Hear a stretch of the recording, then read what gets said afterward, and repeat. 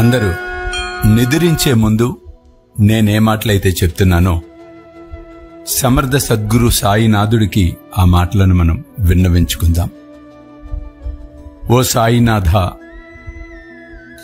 ఈరోజు నేను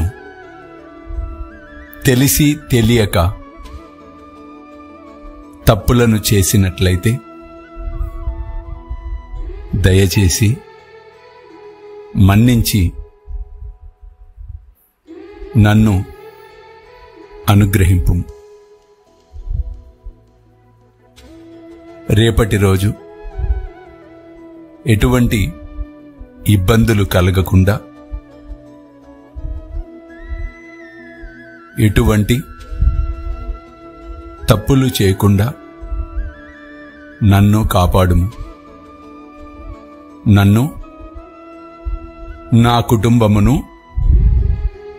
సదా రక్షింపుము. సర్వే జన సుఖినో భవంతు.